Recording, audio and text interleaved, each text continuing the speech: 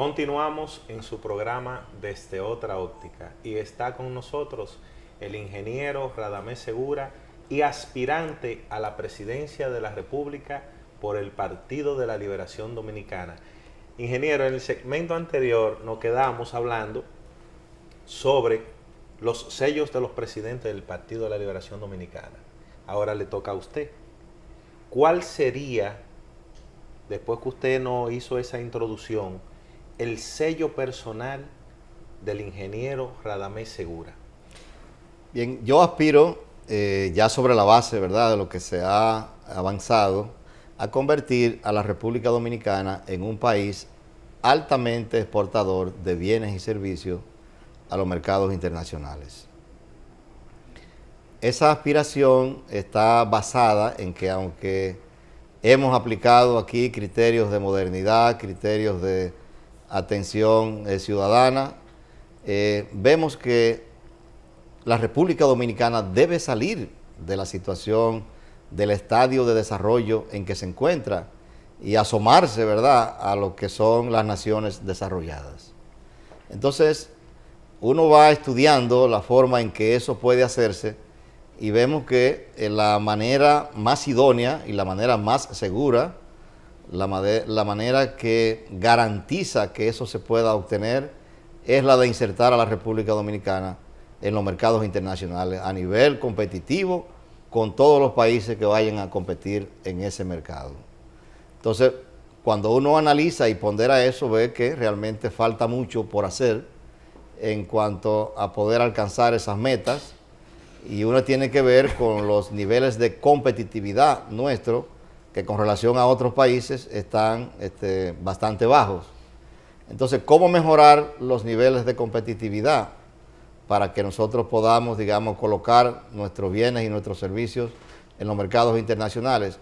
Bueno, hay que hacer una serie de obras de infraestructura, resolver los problemas principales, más acuciantes del país, como serían los problemas del agua, los problemas de la electricidad, el problema del transporte, el problema también del alcantarillado pluvial y sanitario, el problema de la vivienda, de la salud, de la educación, el problema también de la alimentación en la República Dominicana. Entonces, con esos problemas resueltos y con un esquema de seguridad jurídica que está en auge en la República Dominicana, seguridad jurídica para las inversiones que vienen aquí al país, y un problema también que se está resolviendo, que es la dilación para obtener permisos y para obtener, digamos, licencias o autorizaciones para venir a hacer inversión. Entonces, nosotros vemos que con ese conjunto de cosas pueden agilizarse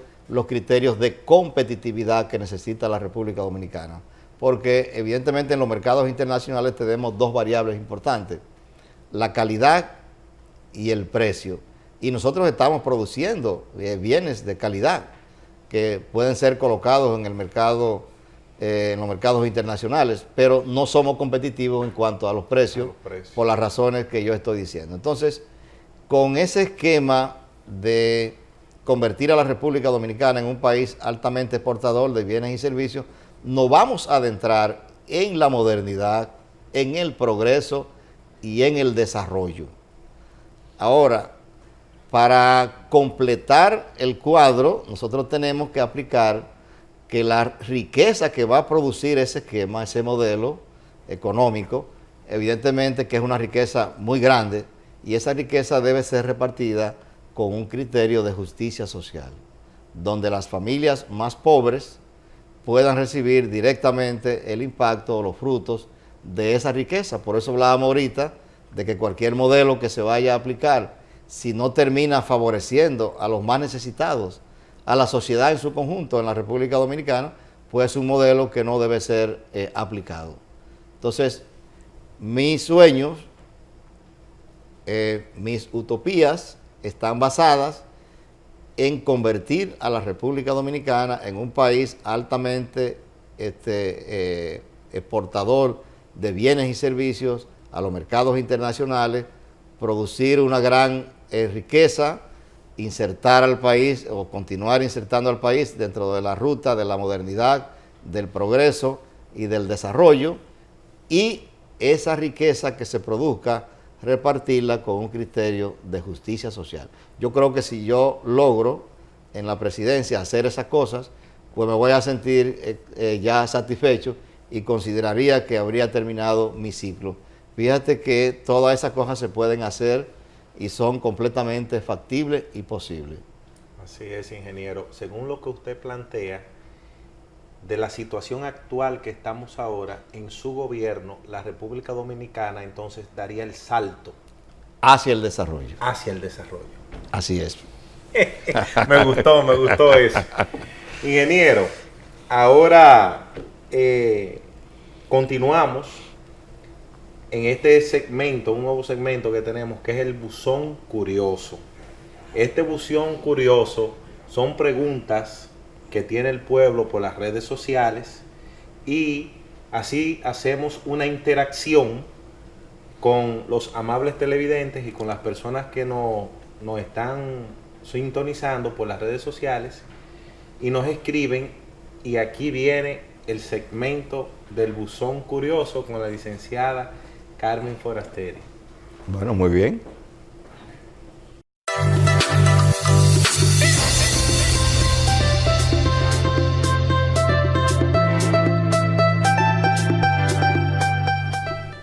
Muchísimas gracias, Carlos. Así mismo es. Este es el segmento Buzón Curioso, donde lo utilizamos como un termómetro para saber qué preguntas tienen las personas que nos ven a través de las redes sociales para nuestro invitado de hoy, el ingeniero Radamés Segura, candidato a la presidencia de la República Dominicana.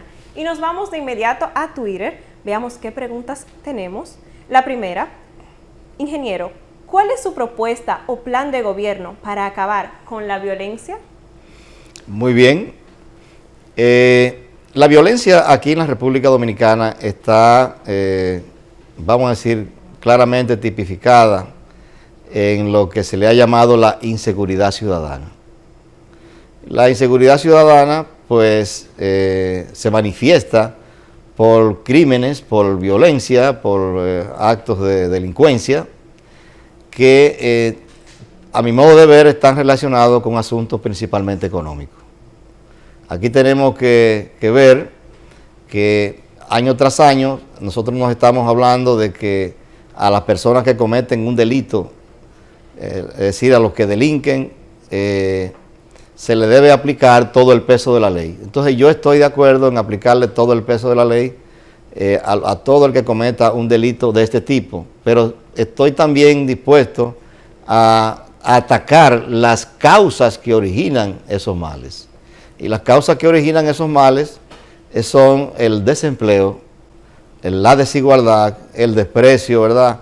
El maltrato, la ignorancia muchas veces, los niveles educativos y una serie de males que hay que combatir. Porque, por ejemplo, cada 4 años llegan al mercado dominicano más de 400,000 nuevos jóvenes que entran a la edad laboral.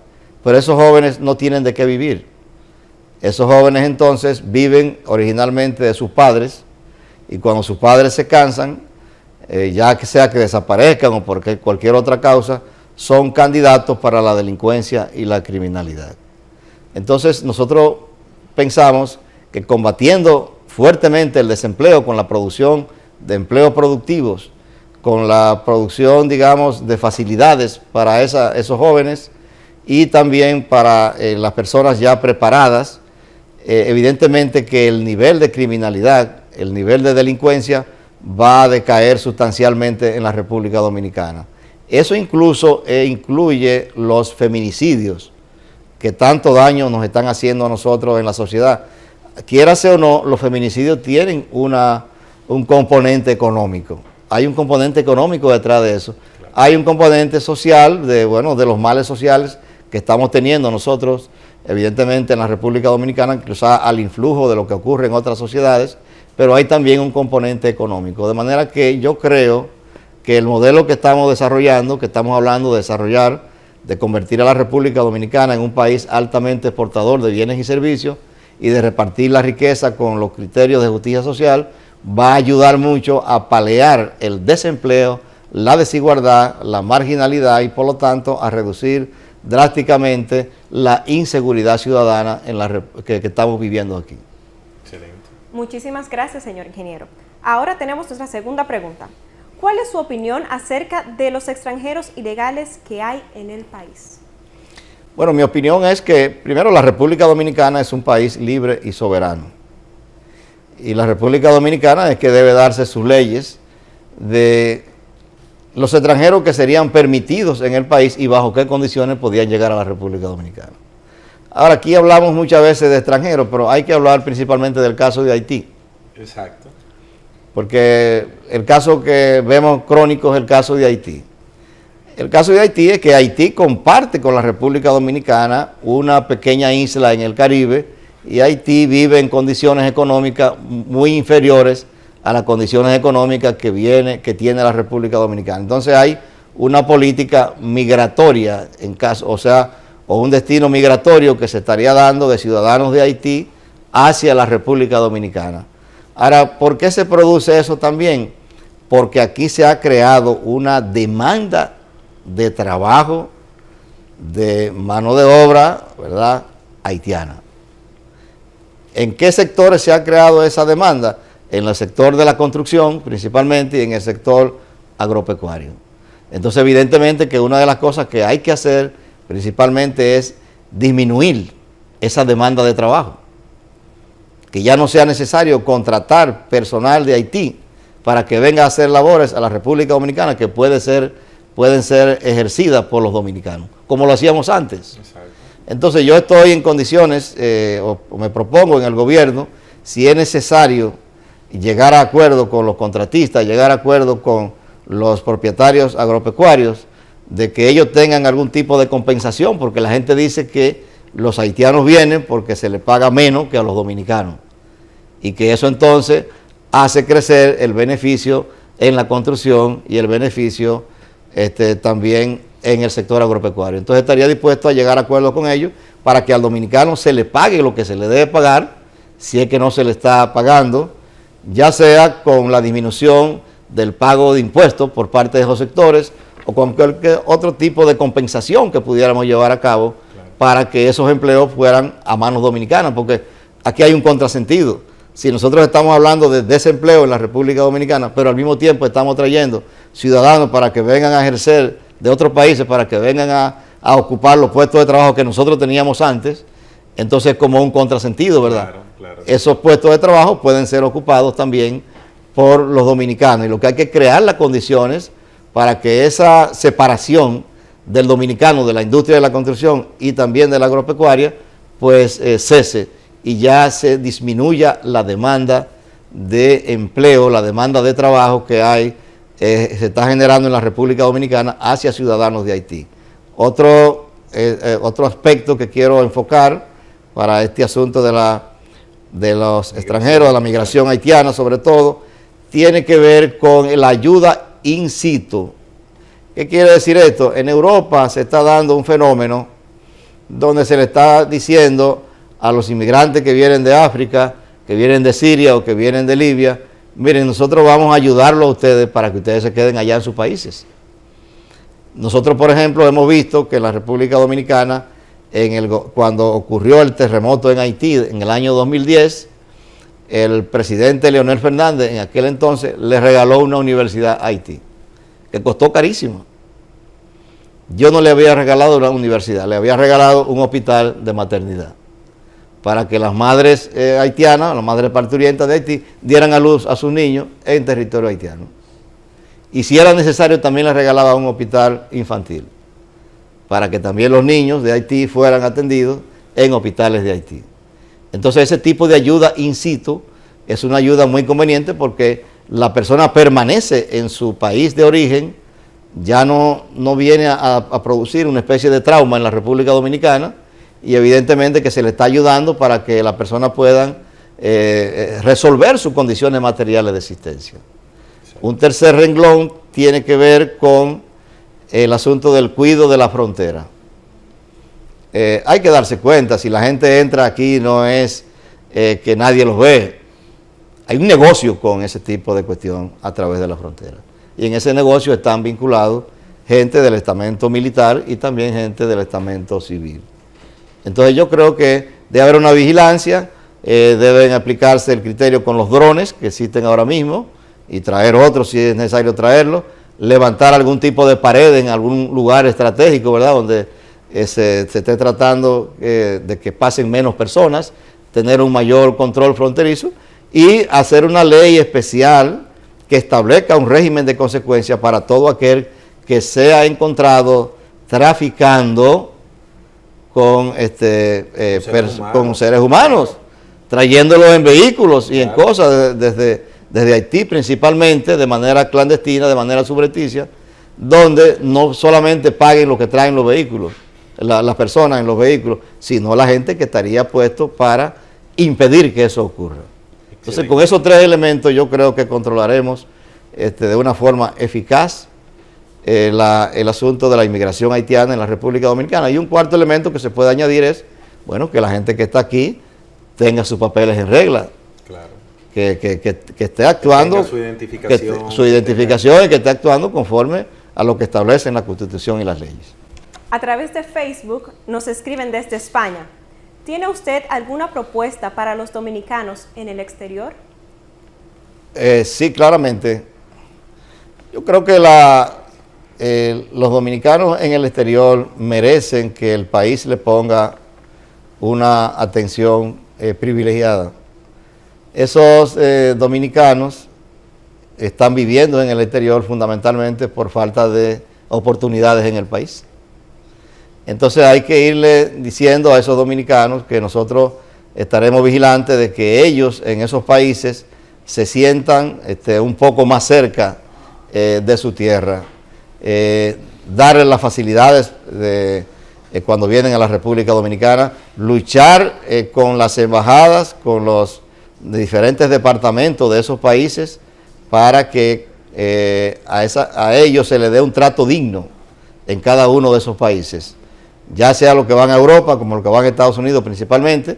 Entonces que ellos reciban un tratamiento digno, darle también la asistencia del gobierno dominicano en la obtención de documentos y de facilidades necesarias en acuerdos bilaterales que se hagan con los países donde están ubicados esos hermanos de la República Dominicana que viven en el extranjero, y darle también aquí una serie de facilidades. No olvidemos que las remesas constituyen uno de los puntales principales de la economía en la República Dominicana.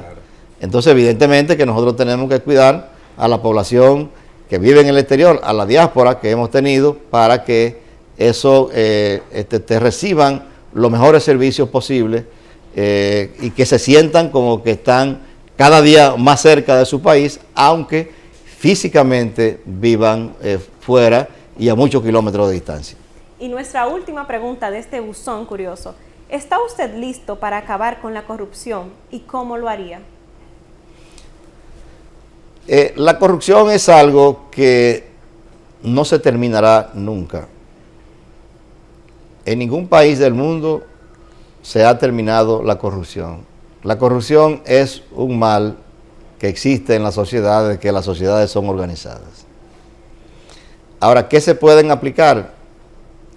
Primero, controles para minimizar la corrupción, como lo hacen en otros países.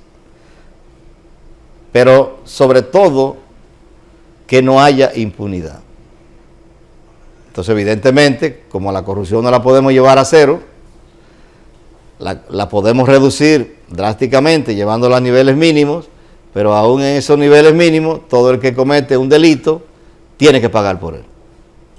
Y eso es lo que se hace aquí, lo que se hace en España, lo que se hace en Francia, en Italia, en todos los países del mundo. Que haya régimen de consecuencias. Que haya un régimen de consecuencias que sea aplicado de manera implacable.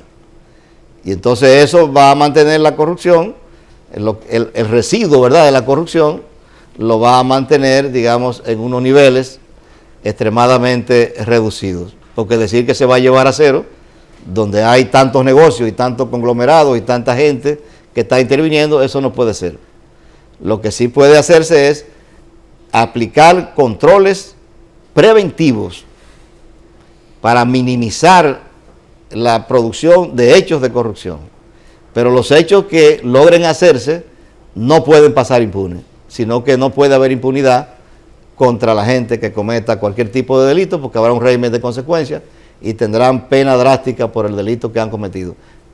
No podemos decir que en Estados Unidos no ha habido corrupción, ni que no hay en España, como yo te decía ahorita, de un gobierno que cayó, ni que tampoco hay en Francia, donde hasta la propia directora del Fondo Monetario Internacional, Christine Lagarde, ha tenido una acusación, los 6 presidentes, y estamos hablando de los países más desarrollados del mundo.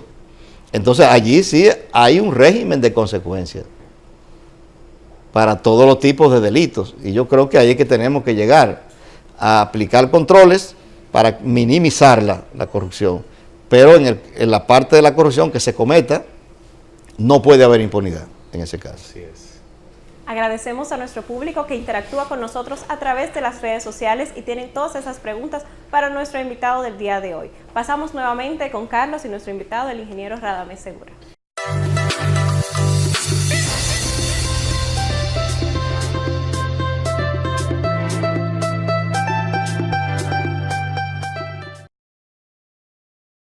Ahora, después de esa pregunta del buzón curioso que tenemos con las redes sociales y esa interacción con el público que nos sintoniza, hubo una reunión del comité político recientemente donde se aprobó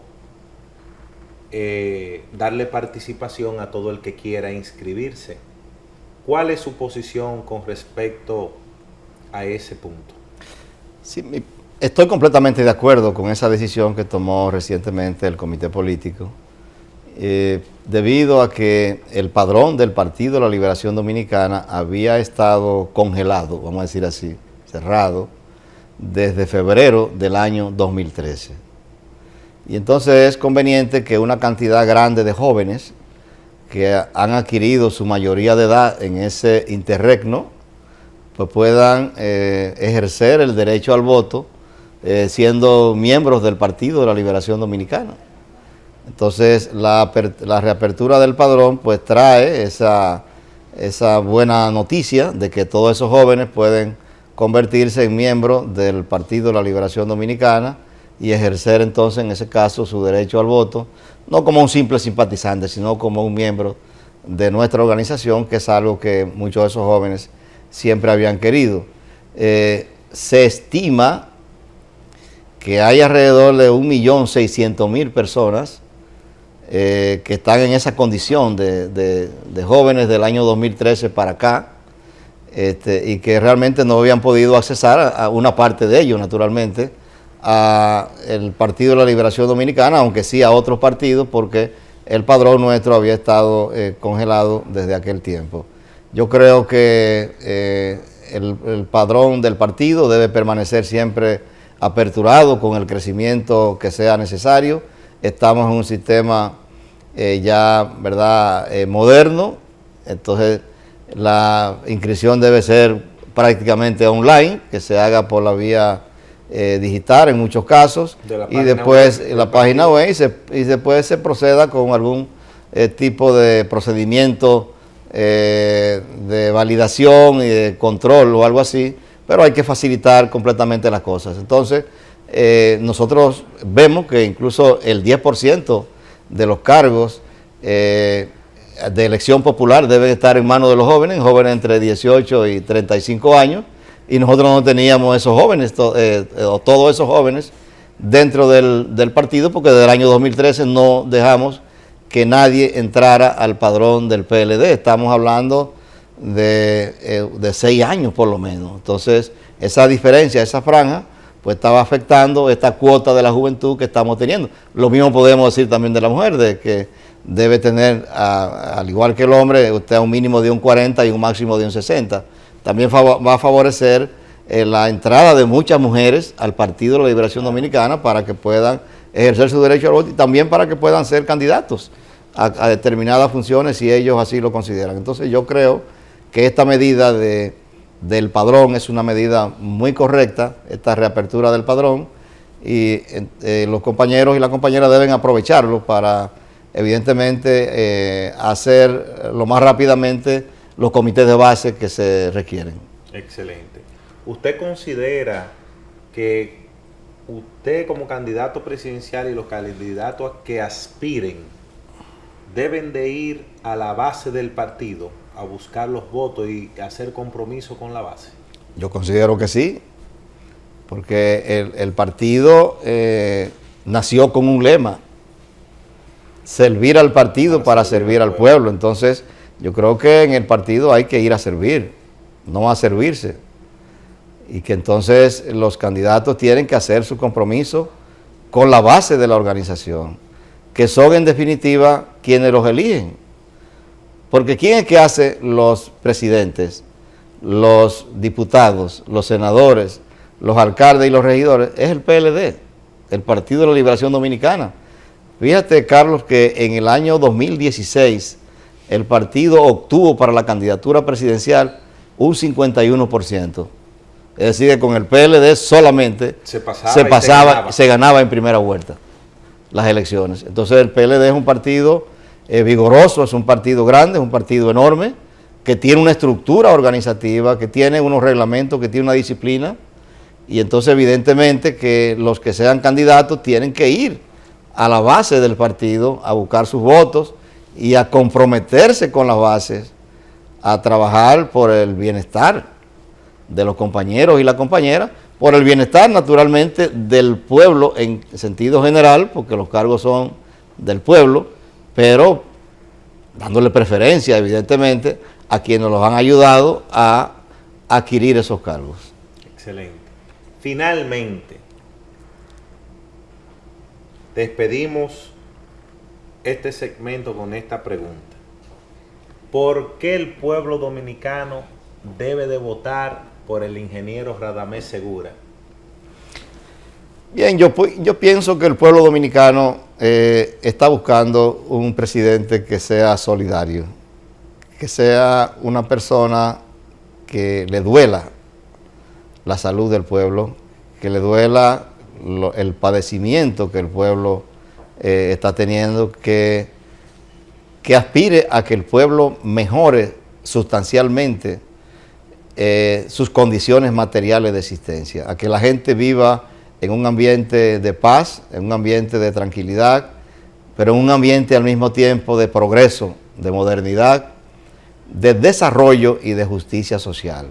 Entonces yo creo que, de acuerdo a mi experiencia como servidor público y a lo que yo he hecho tanto en mi vida privada como en mi vida académica, pues me parece que, modestamente hablando, puedo ayudar al pueblo a cumplir esos anhelos, a cumplir esos deseos desde la posición de presidente de la República. Y por lo tanto, si el pueblo necesita eso, un presidente solidario, yo hasta ahora he demostrado ser un hombre solidario.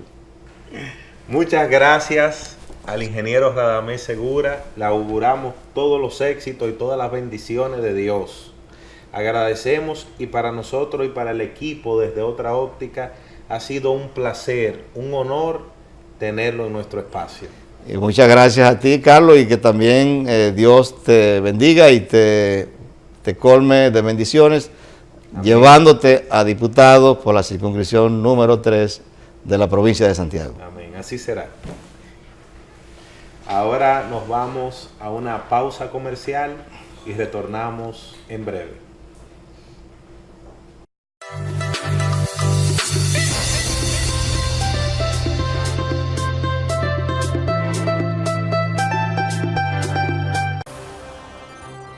Por 6 años consecutivos, la economía dominicana ha mantenido un crecimiento promedio del 6.2%, proyectándose que este año repuntará y terminará alrededor de 6.7%.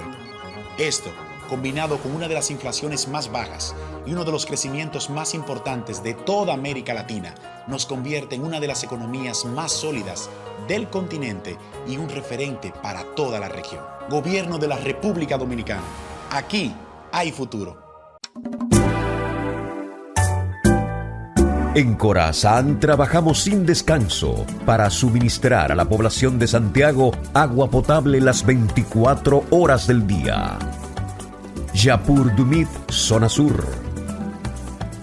Gurabo. Acueducto Cienfuegos.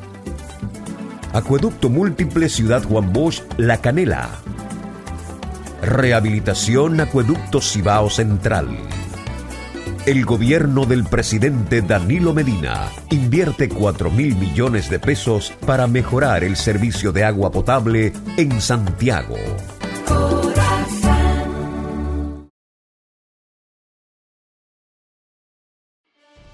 Mi nombre es Nancy Mota del Orbe, vivo aquí alrededor de la ciudad Juan Bosch. Tengo 4 años para 5 con el SENASA.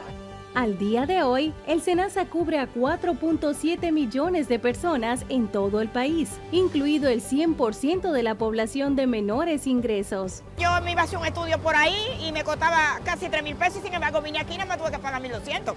Voy a hacerme todo en el traumatólogo, una cirugía de aquí y yo no he pagado un centavo. Yo lo que estoy pagando es los pasajes. ¿Y gracias a quién? Yo tengo el SENASA subsidiado y estoy viniendo aquí aprovechando el seguro, SENASA, y aprovechando que no tengo que devolver nada. O sea que es gratis. Si miramos a la población en su conjunto, ya más de 7.600.000 personas cuentan con el seguro familiar de salud y pueden recibir los cuidados médicos que necesitan. Estoy muy orgullosa del SENASA.